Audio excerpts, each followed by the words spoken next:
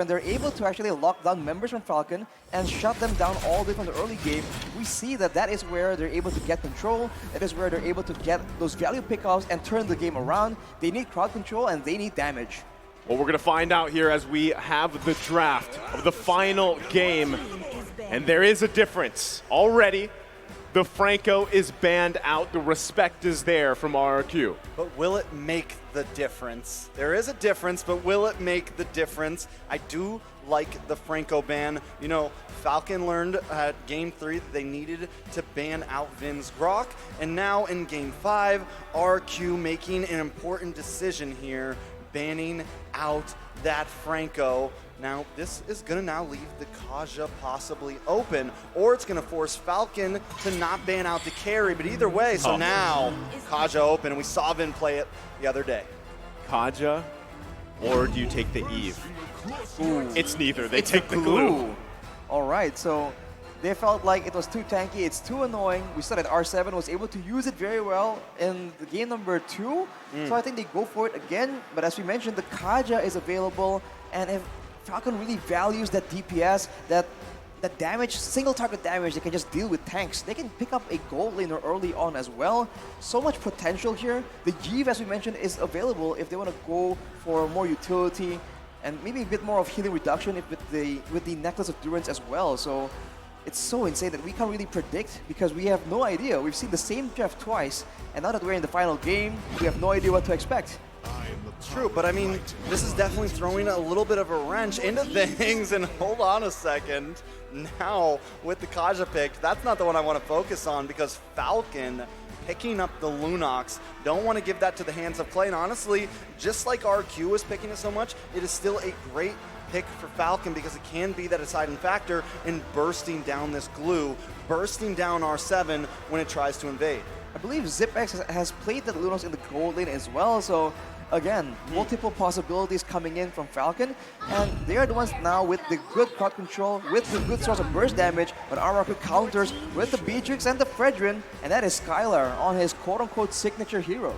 I like this, right? Already a couple changes going here. RRQ able to secure that Beatrix pick like we've been talking about a lot, not going in the hands of ZipX, and then you still have Albert most likely running this Fredrin, right? It is a solid choice, a hero to just go in for the objectives. You have the utility, you've got the CC, and the best thing too is if you can land it on multiple members, now you have the Beatrix there to unleash. Like you guys mentioned, AoE damage is going to be big in this fight. Again, the final game between these two teams. Last pickup though, from Falcon will be that Valentina once again. And that guarantees the Lunox most likely into the gold lane. Yes, a little bit of flexibility. We see maybe the Valentina go into the jungle ever so slightly, but I don't think that's going to happen here. This is going to mean ZipX gold lane up against Skylar with that Beatrix. The table has definitely been flipped. And now that's a lot of magic damage coming in from the side of Falcon. So most likely with the Hilda ban, they're trying to go for, I guess, an assassin, a physical damage assassin makes sense here. They have 3 heroes that does magical damage already. So more one-dimensional compared to RRQ. They recognize the threat, the potential of an assassin. They ban away that Fanny, and the final ban is going to be the Eve. Well, already, right, last couple choices here. Go ahead and dealing with the Fanny. They don't want to go against that matchup, right? The assassin matchup. You've already got the Fredrin here on the board. Eve was a great last ban as well from Falcon. They take that utility out. It's going to force something here on Clay to respond, especially to that Valentina again, and be cautious of exactly what ultimates you're providing here. Because right now, there's not many great choices, right, for Justin to take.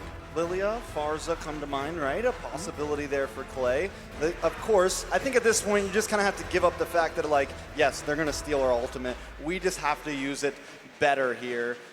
My question is, I'm sure you have a thought on the mage, but also, what do we see in the jungle from Ken? What we see in the jungle, considering it's a lot of burst damage, something a bit more aggressive. The Martis is still a possibility.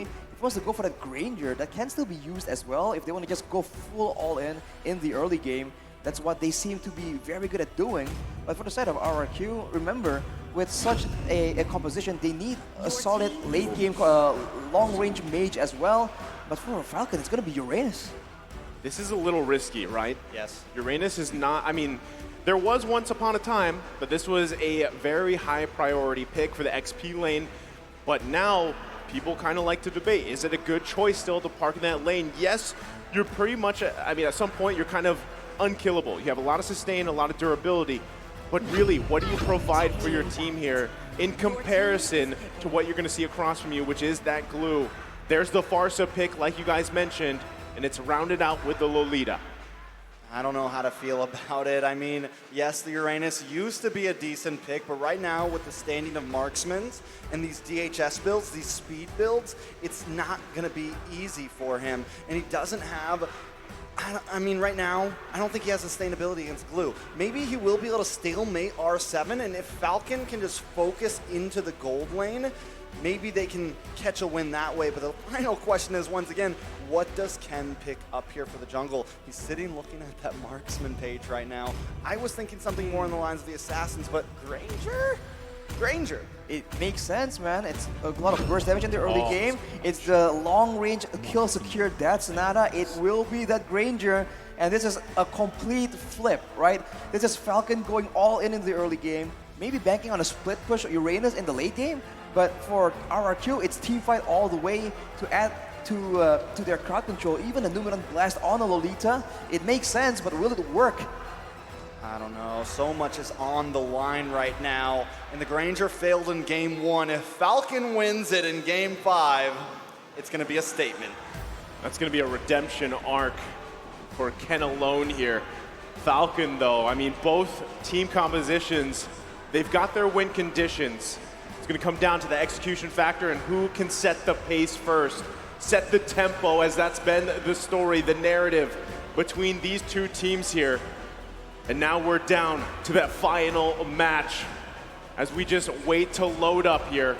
Again, two teams, the lives are on the line. Ladies and gentlemen, welcome to game number 5. Will the kingdom thrive or the Falcons soar on? We're about to find out. Just like that, we're into the game. Looking at the emblems, nothing too crazy. Killing spree yet again in the hands of Ken on the Granger, trying to make sure that he can go as aggressive as possible. And remember, from so far away, this roster, this composition coming in from Falcon can just instantly pick someone off. So in the early game, it's definitely a safe play coming in from RRQ, logically speaking. But sometimes RRQ, they don't operate by basic logic. Oh, already trying to make a gank on a Zipex, and this is what I wanted to see Falcon do, but RRQ taking the initiative over that gold lane. Well, right now, you can see, right? They need to focus as much as possible on ZipX, not allowing him to get an advantage here in that gold lane matchup. Skylar needs to be able to come online as fast as possible as well, and still the objective game is going to be up to Albert and Ken. Can Ken get the tempo on this Granger pick? That is going to be crucial for him as the fight for even the purple buff. The tension is here. Vin getting in position. Ooh, a lot of damage on a Naomi there. Albert has claimed that position. Ken maybe going to try to pull something here. Big stun on a Justin. Justin able to flicker away. Yellow flash also coming in, but the Appraisal's Wrath deletes Ken. First blood to the side of RRQ. It's first blood for RRQ, and that is Ken shut down again in the early game. We're seeing glimpses from game number 2 right here. That is not the start that a Granger wants in this game. And with that pressure, they're already trying to translate that to the other side lanes. Clay on this Farsa has been very actively roaming around. This is what they need to do. Abuse that mobility from the wings by wings. Yeah, I think biggest thing here, you use that mobility to your advantage. You find picks if you can. If not, secure the objectives, right? That's exactly what RRQ is going to do here with this first turtle. Just going to go cleanly in their hands, able to continue to build on this tempo. Whoa! And trying to get the play. Oh! Will get stunned here. Vin trying to cock and low, but they both respond. Ken goes down. Vin finds the kill. Justin tries to help out, but not fast enough. That's 2 deaths for Ken in only 2.5 minutes. It's a death for Ken, but on the bright side, they were able to take Skylar out, but they used so much time and resources to ensure that result. In the mid lane, both are trying to build for a Clock of Destiny. The burst damage from the mid lane definitely favors Clay in the early stage. This range coming in from the Feather Airstrike is something that Falcon hasn't been dealing with in the past few games. Yeah, and at the same time, you know, Naomi being on this Kaja, it's a little bit different here, right? Instead of that Franco, you've got to put yourself in a position to be able to get that divine judgment off, and finding the right target as well is going to be difficult with 3 tanky boys here. Look at the pressure on the purple buff. Albert just continues to come in, play, creating space for his team to claim this buff.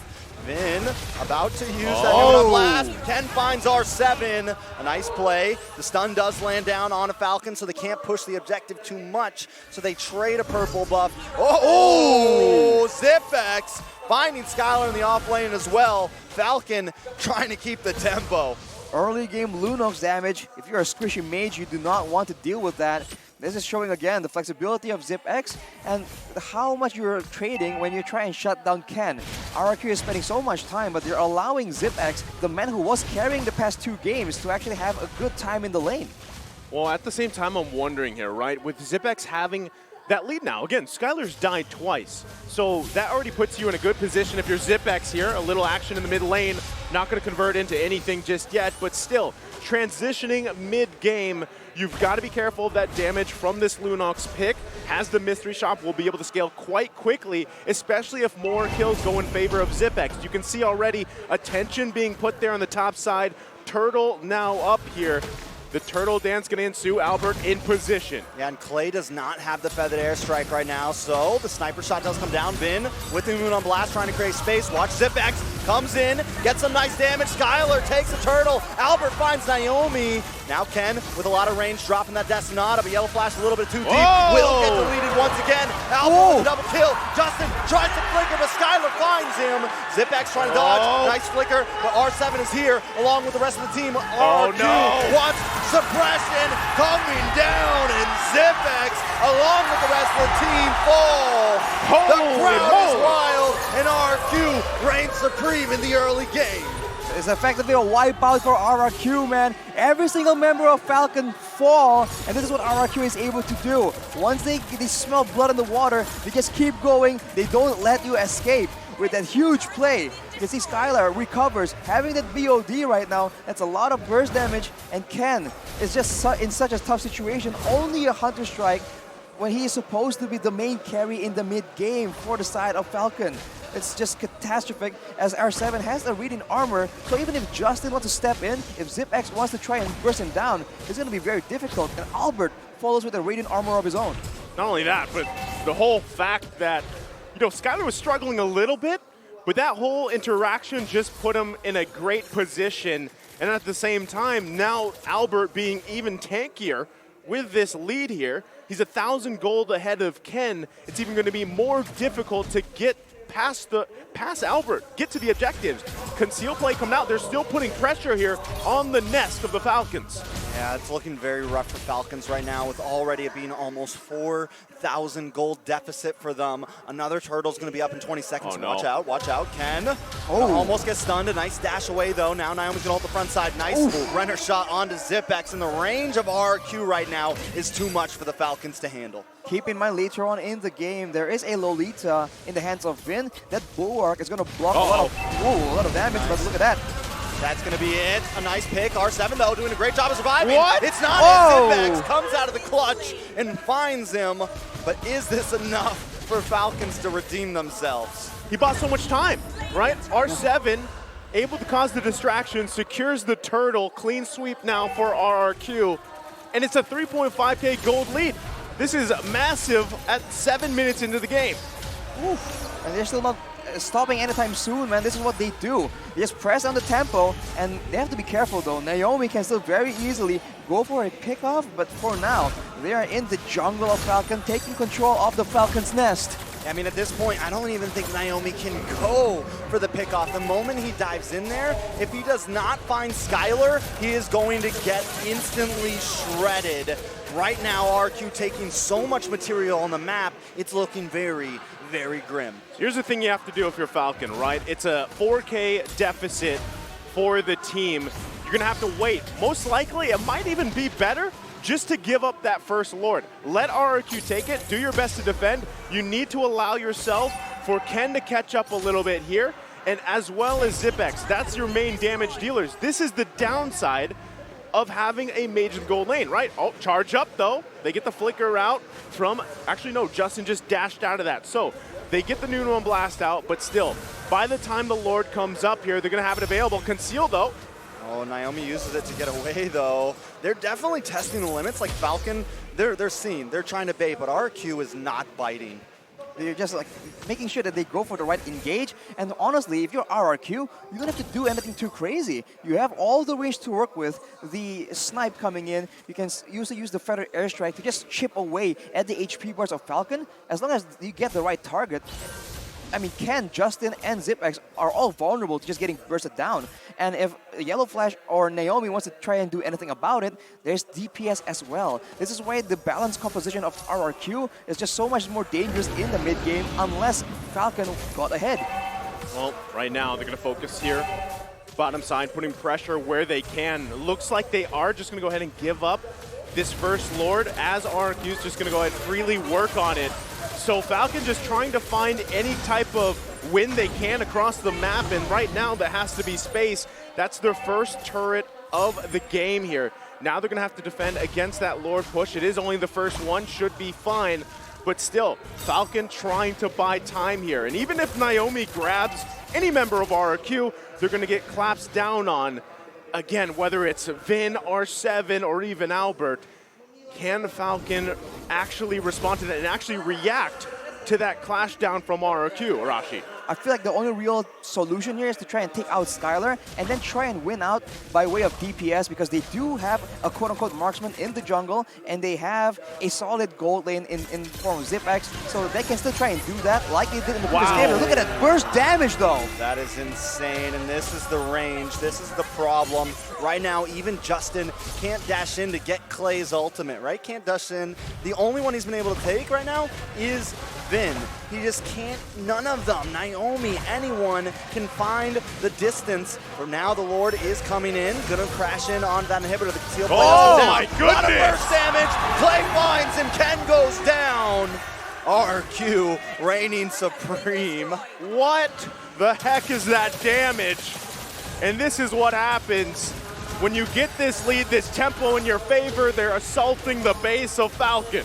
I mean, they destroyed Ken without even using the feathered airstrike. That's just so much damage coming in from both the feathered airstrike and the snipe coming in from Skylar. This combo is devastating, and it just comes from so far away, you don't really have time to react to it.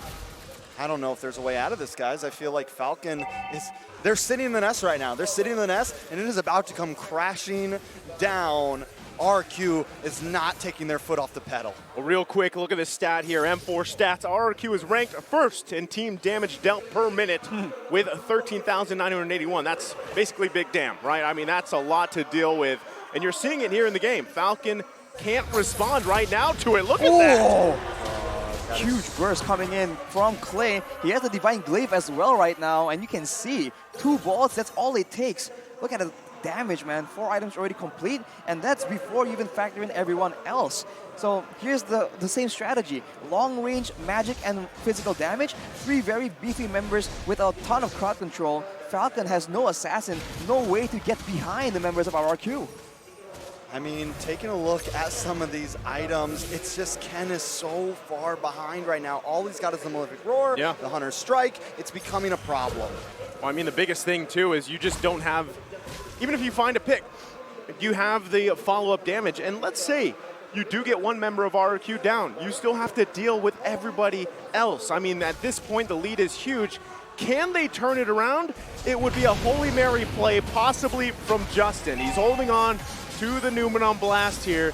They could work with that plus Naomi and hope that ZipX and Ken can stay alive. But right now, the next Lord is going to be up on us. Falcon trying to get in position. It's half health here. Albert continuing to work on it. Vin with the flicker! Down goes ZipX. Ken will get stunned. R7 going to try to capitalize on this. The rest of RQ has found the blood. They smell it. Albert's going to hang out by this Lord, but Vin with the outplay. He just predicts the position coming in from Falcon and gets a massive Numenon Blast, completely shutting down any kind of contest. And now without ZipX in the picture, it does seem like RRQ are trying to get some more, but the wave clear is still not that bad coming in from Falcon. Of course, if Naomi makes a play, it's still possible, but RRQ, they can just wait for this Lord to come in, make sure that they manage the waves properly, and just, again, wait for the right moment to burst down the members from Falcon from so far away, completely out of range. Well, right now, Falcon, this could very well be their last opportunity here. Lord on the top side. Feathered Airstrike gonna come down. Oh, there's no build-up for this one.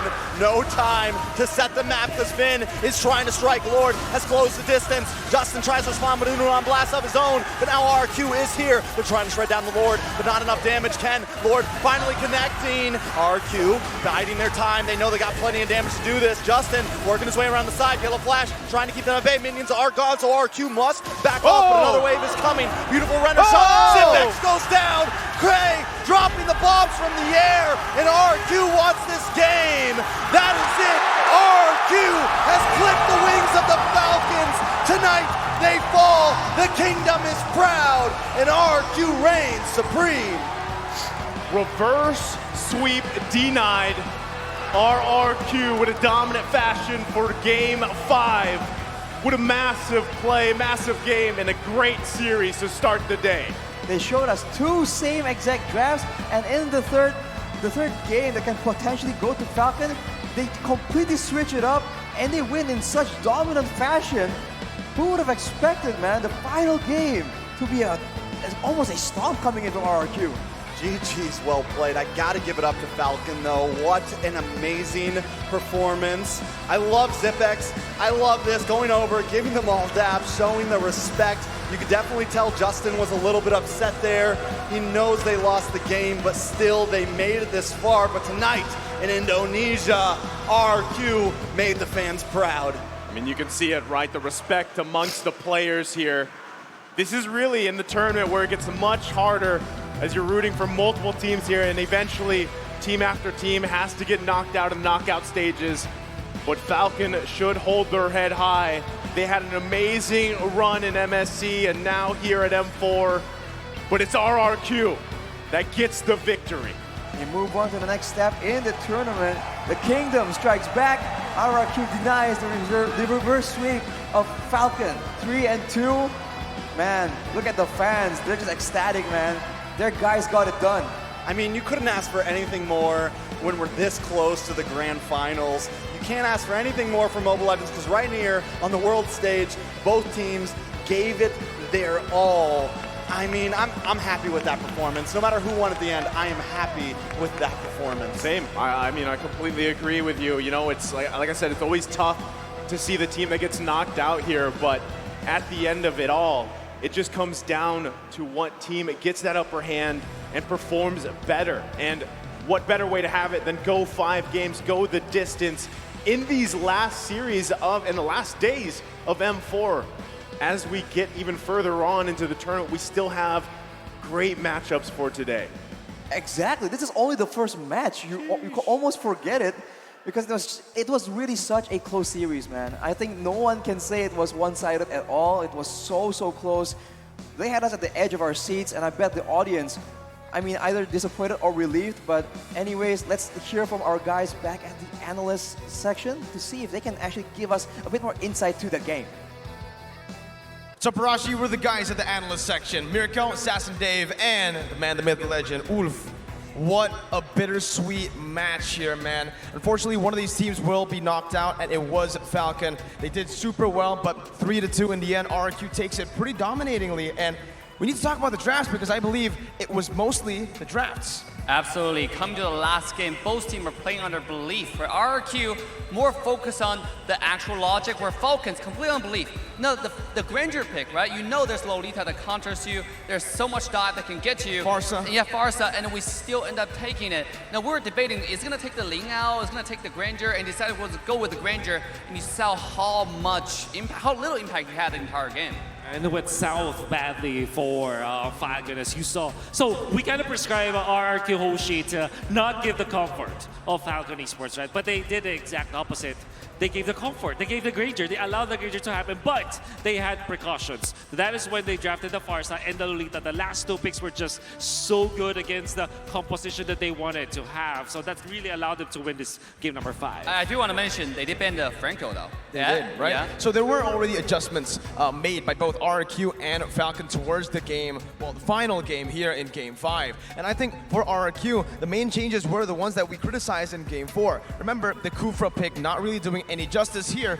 You could give it to Vin, man. 1-0 and 10. He set up so many of these plays, even though some of these Numenon blasts were not able to connect. It was there just to zone and to, you know, force Falcon Esports back away so that they can't really deal damage or can't be a threat towards the RRQ backline. And that's exactly what Lolita's job is. No, I know we're looking at items, but I think the key to victory for RRQ this game is aggression they had early game, right? It felt like Agreed. they let go of every concern they have. This is the last game on the table. We have to play with everything we got, and that's what it did. The early game invade kind of messed up the entire plan for Falcon. They need Granger to farm, because that's their hyper carry, and yet we saw Granger's farm get disrupted. He got taken down within the first minute, I believe, in the game, and he died twice in a row. I think the score is 1-2 before the first hurdle. And even like further gives us more justification on how good this Lolita pick is. Because the main damage there's coming out from Falcon will be Lunox as well as the Granger. Two of the heroes that naturally are countered by the Bulwark with a second skill, a spammable skill even coming out from the Lolita.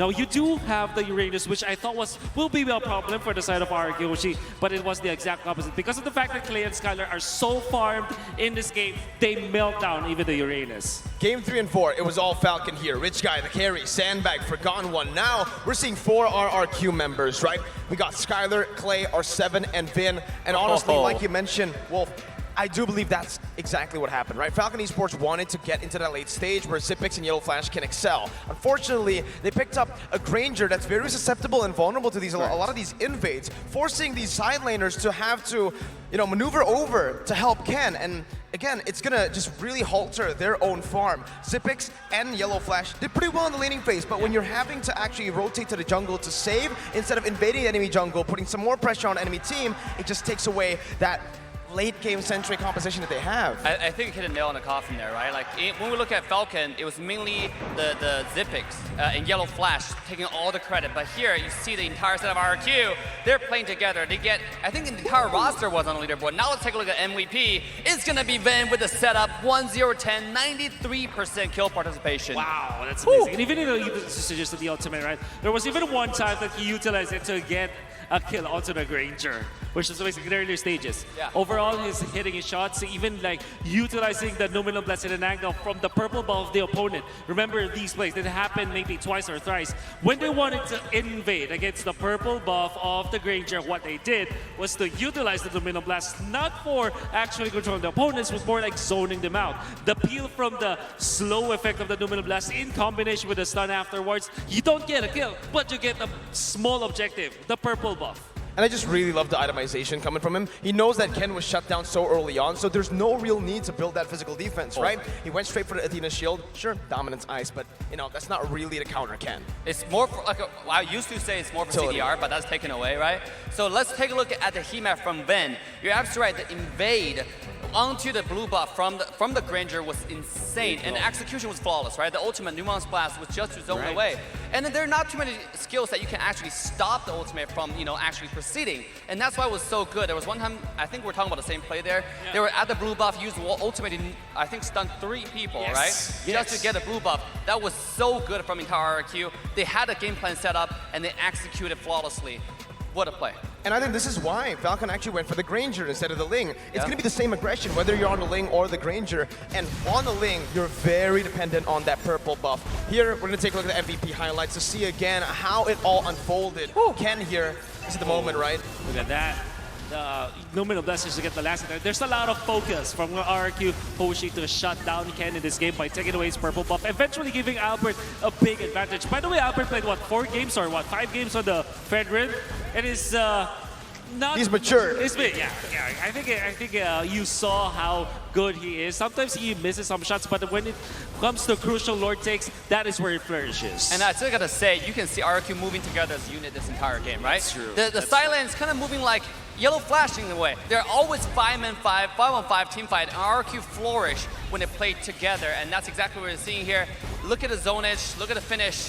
Whew, just what a game coming out from the entire set of RRQ. I'm speechless. Nobody expected the final game to be